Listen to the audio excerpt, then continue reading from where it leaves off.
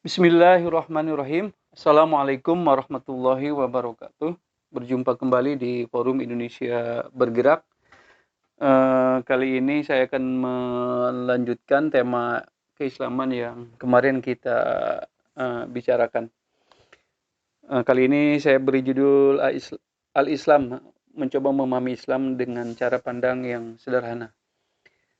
Hadirin Forum Indonesia Bergerak, Islam didogmakan oleh umatnya sebagai ajaran yang bersifat transendental.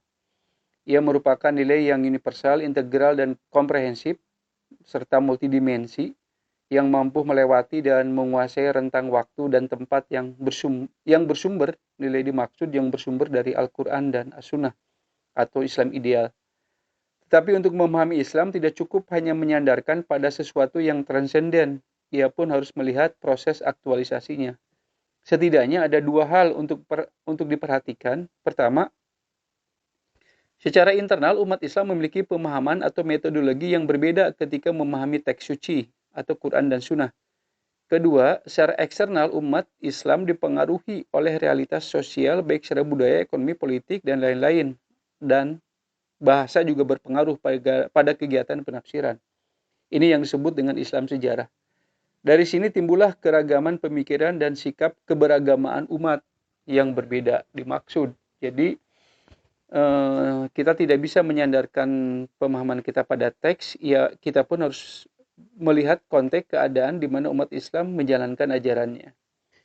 Menurut Bernard Lewis, dalam ceramahnya di Departemen Agama yang dikutip oleh Dewa Raharjo, ia berpendapat ada 3 persepsi mengenai Islam. Pertama, Islam sebagaimana terbingkai dalam Quran dan Sunnah, sesuatu yang permanen dan transenden. Inilah yang dimaksud dengan Islam ideal. Kedua, Islam yang diinterpretasikan oleh para pewaris Nabi atau ulama. Dari sinilah kita mengenal teologi politik Sunni, Syiah, Khawarij, Murji'ah. Kemudian Islam berkembang menumbuhkan berbagai macam disiplin ilmu kalam, ilmu fikih, ilmu tasawuf, ilmu filsafat, dan lain-lain. Ketiga, Islam sejarah, ketika Islam masuk dan menjadi bagian dari kekuasaan atau sistem kekuasaan. Islam yang nampak dalam sejarah seringkali tidak sesuai dengan apa yang sebenarnya dan seharusnya menurut teks suci, Quran, dan Sunnah. Jurang pemisah antara sesuatu yang ideal dan dengan apa yang nampak menjadi hal yang mesti dikaji secara kritis dan mendalam, guna menemukan penyebab dan solusi apa yang dapat dipertemukan, paling tidak mendekatkannya secara harmonis dan dinamis antara teks dan konteks dimaksud. Sebagai langkah pertama, kita kaji Islam menurut sumbernya yang asli dan terjaga, baca Quran dan Sunnah. Karena inilah kebenaran yang benar sebagaimana Quran mendefinisikan dirinya ketika berdialektika dengan realitas sejarah Mekah dan Madinah. Dari setting sosial ini kita dapat melihat Islam yang pernah hadir dan tampil menjadi penyelamat manusia. Dan itulah Islam, itulah yang benar.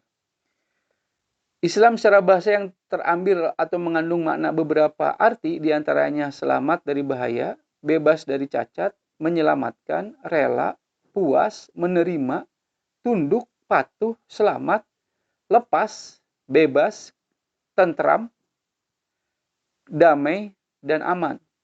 Dengan demikian, seorang muslim adalah orang yang menerima dengan kerelaan untuk tunduk dan patuh pada Allah atau pada Islam yang dapat membebaskan, melepaskan, dan menyelamatkan dari bahaya menuju ketentraman, ketenangan, kedamaian, dan keamanan.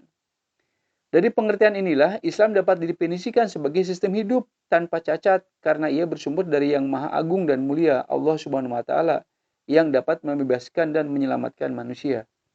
Di dalam Quran surat Al-Baqarah ayat 208-209, Allah mengajak orang-orang beriman untuk masuk ke dalam Islam secara menyeluruh. Dalam ayat 208 ada kata fi, ia mengandung arti wadah atau sistem.